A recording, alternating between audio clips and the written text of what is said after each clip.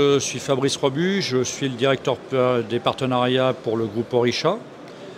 Orisha, c'est un regroupement d'un certain nombre de marques historiques du marché de l'immobilier, Gercoop, Crypto, Egide Informatique, mais pour ce qui concerne l'administration de biens, et tout à fait récemment Quelle Informatique, dont nous avons fait l'acquisition au mois de juillet. Donc je parlerai un peu plus complètement parce que c'est un axe stratégique important pour nous. Mais aussi, nous avons la partie transactions immobilières avec évidemment ImmoFacil qui est le leader des solutions de transaction. Et dans cette partie transaction, nous avons aussi les solutions en visite, Casap, qu'on appelle plus couramment chez nous le Doctolib de l'immobilier qui nous permet de faire la prise de rendez-vous en ligne. Alors voilà, c'est un ensemble ici à Rent pour la partie real estate, en fait la partie immobilière. Mais Orisha, c'est un groupe beaucoup plus large qui intègre 25 sociétés avec 4 grandes business units, sachant que celle de l'immobilier est la plus importante avec 60 millions d'euros de chiffre d'affaires et 380 collaborateurs. Alors historiquement, Orisha s'appelait le groupe DL Software. DL Software, la première acquisition qui a été faite dans l'immobilier, ça a été Egide Informatique, dont j'étais un des associés d'ailleurs. C'était fin 2019. Derrière, en 2020, nous avons intégré une autre société qui s'appelait Wipimo, qui dispose d'un logiciel de gestion immobilière en full web, qui est beaucoup développé ces derniers temps, puisqu'on a acquis, aujourd'hui on est à quasiment 500 clients sur cette solution. En 2021, on a eu la possibilité d'acquérir l'ensemble du groupe Gercoop. Alors Gercoop, je vais rappeler un petit peu les marques qui sont dans Gercoop. Il y a évidemment Gercoop, il y a Crypto, il y a Immosoft, il y a Logic et ImmoFacil dont j'ai parlé tout à l'heure sur la partie transaction. Dans la même période, on a eu l'occasion aussi de faire l'acquisition de Gestimo. Gestimo étant une des solutions leaders, sinon la solution leader sur l'estimation immobilière. L'ensemble des sociétés sont excessivement présentes sur le marché puisque nous équipons 6000 cabinets d'administration de biens, de nombreux syndics, beaucoup de gérances bien évidemment. Nous sommes aussi présents sur la partie tertiaire avec Even, avec des grands clients comme la Société de la Tour Eiffel ou des offices de HLM sur lesquels nous traitons la copropriété, et des grands groupements de transactions comme La Forêt, Guilloquet, Nesten pour la partie transaction. Alors, comme je l'ai dit précédemment, on fait partie des solutions leaders sur le marché sur la copropriété. Certains de nos grands clients gèrent quelques centaines, pour ne pas dire plus d'un millier d'immeubles en copropriété. Donc, tout l'axe de travail que nous faisons chez Orisha depuis de nombreuses années, ça a été surtout de restituer de la marge au cabinet parce que le poids législatif est de plus en plus important au niveau des contraintes pour les syndics, mais dans un périmètre contraint d'honoraires. Donc ça veut dire que la mission des structures comme les nôtres, des sociétés de services, quelles que soient les sociétés dans le groupe, c'est la restitution de marge, comme je l'ai dit précédemment, par l'automatisation d'un certain nombre de fonctionnalités. On a vu émerger le registre des copropriétés, qu'on a automatisé bien évidemment. On a vu les obligations liées au vote par correspondance, qu'on a réussi à faire fonctionner au travers de nos extranets. Depuis le décret de juillet 2020 aussi, on a eu les contraintes liées à ce décret quant aux pièces à mettre en place sur les extranets.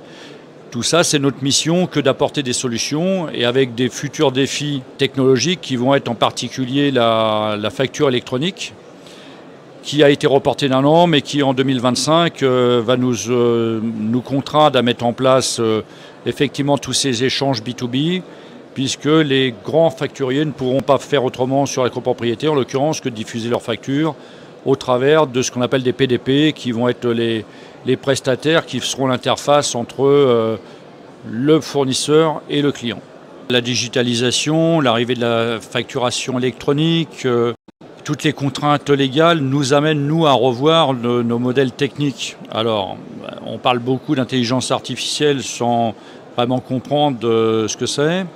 On parle beaucoup de ChatGPT, on parle beaucoup de choses comme ça. Alors, ChatGPT, nous, on a déjà appliqué à l'intelligence artificielle, certains de nos logiciels sur la partie, transactions immobilières. où là, effectivement, c'est clairement une aide à la rédaction d'annonces.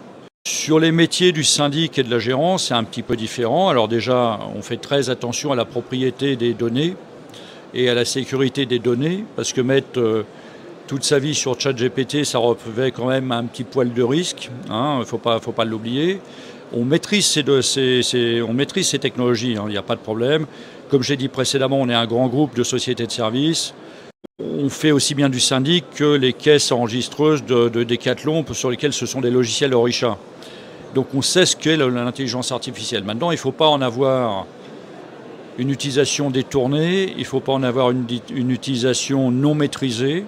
Et tout notre rôle de société de service, c'est d'apporter de l'innovation dans la maîtrise de ses datas, dans la maîtrise de son métier, et ainsi de suite. Alors, les évolutions techno en matière de copro, j'en ai déjà parlé sur la partie facturation électronique. Il y a évidemment des outils qui ont été faits pour les AG en visio durant le confinement, ce qui a disrupté un petit peu la manière de voir le syndic. Nous, on travaille aussi sur tout ce qui concerne la gestion de la relation client, parce que ça, c'est un peu le parent oublié, le parent pauvre du syndic, ou faire de la comptabilité, ok, d'accord, mais gérer le client copropriétaire, parce que souvent qui n'a pas été forcément considéré comme un client, hein, il ne faut pas l'oublier, on l'a considéré comme un donneur d'ordre, mais c'est aussi un client.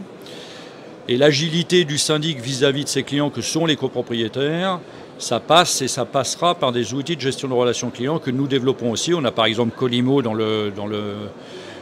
les solutions métiers qui sont reliées sur l'ensemble de nos logiciels, qui nous permettent de pouvoir gérer les ordres de service, les demandes de devis, les visites d'immeubles, parce que de plus en plus on nous demande de faire un peu des états des lieux d'immeubles avec des états des lieux comparatifs pour un petit peu illustrer la démarche du syndic dans la nécessité de faire des travaux, de faire évoluer un certain nombre de choses.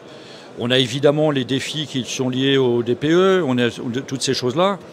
Donc les échanges que nous avons ici sur Rennes, c'est aussi de rencontrer des prestataires, échanger pour savoir quels sont les outils du futur qu'on va devoir intégrer pour, encore une fois, comme je le répétais jeudi tout à l'heure, redonner de la marge aux syndics, c'est-à-dire que ne les consacrer que sur la valeur ajoutée qu'ils ont du contrôle de gestion.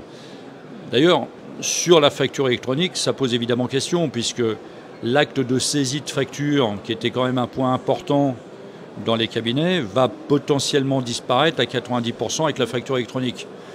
Donc ça veut dire que les comptables qui saisissaient traditionnellement de la facture vont devoir être repositionnés dans du contrôle de gestion, dans de la valeur ajoutée, et leur enlever tout ce qui n'est pas les tâches à valeur ajoutée.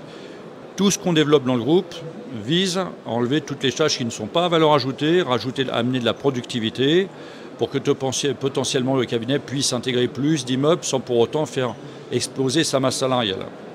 Les start-up dans l'immobilier, j'en ai rencontré plein sur Rent, hein, parce qu'évidemment, avec ma position de directeur des partenariats d'Orisha qui regroupe un certain nombre de sociétés de services, c'est évidemment un sujet. Il y a de très très bonnes idées. Il y a beaucoup de rêves. Il y aura des déçus fatalement parce que on veut se positionner en pensant que l'idée que l'on a, c'est la meilleure du monde. Mais la problématique, c'est que de toute manière, il y a un moment ou un autre, ces startups doivent se rapprocher des groupes comme les nôtres. Parce que les clients sont chez nous, effectivement ils veulent disrupter le marché, il y a d'excellentes idées et d'autres qui sont un petit peu plus fumeuses, on va dire. Nous on aime tout ça, tout cet écosystème de start-up, et d'ailleurs on a beaucoup d'échanges avec eux pour voir comment on peut interfacer nos outils avec leurs solutions.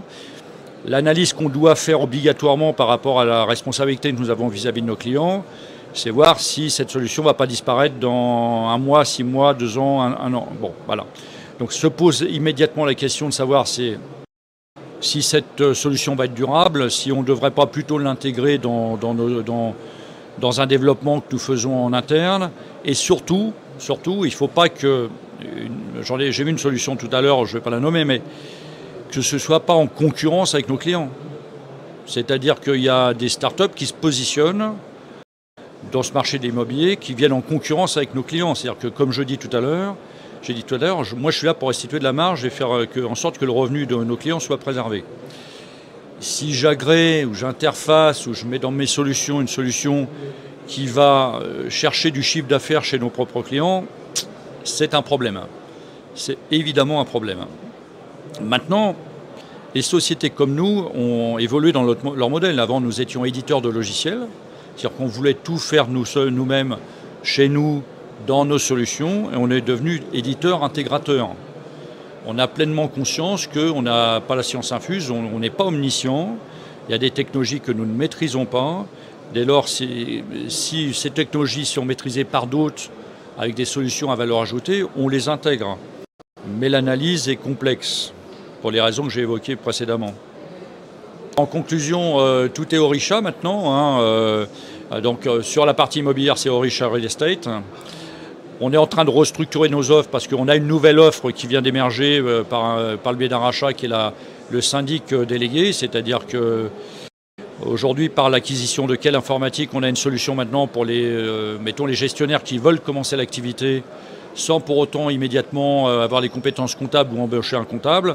On est capable, nous, de déléguer de la totalité de cette activité et ils n'ont que très peu de choses à faire puisqu'en plus, technologiquement parlant, on est relié aux banques, les rapprochements bancaires sont faits automatiques et ainsi de suite.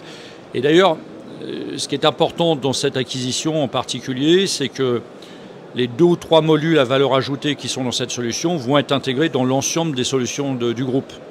Ça, c'est important. Et pour résumer un petit peu la démarche d'Orisha aujourd'hui, comme je l'ai dit, c'est 25 sociétés dans des domaines très divers. C'est-à-dire qu'on est vraiment un pôle technologique qui échange entre différentes sociétés.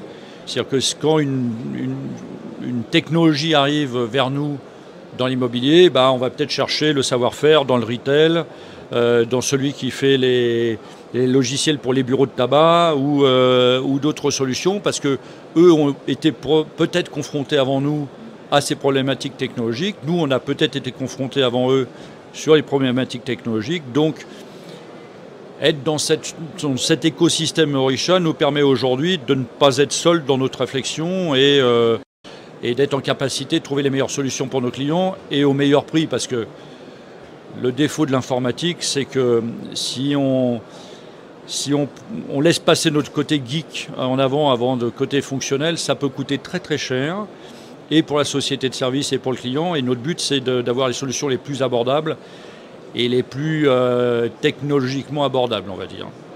Alors pour nous contacter, c'est www.orisha.com. Au sein d'orisha.com, il y a Orisha Real Estate. Et à l'intérieur d'Orisha Real Estate sont décrits l'ensemble de nos solutions avec justement un peu un guide pour les clients qui disent voilà, je suis un syndic de telle taille, je cherche plutôt cette solution, tatati tatata. En plus, on a restructuré notre service commercial par grande région, donc on a des interlocuteurs uniques à qui on va déléguer le savoir-faire pour orienter sur les meilleures solutions.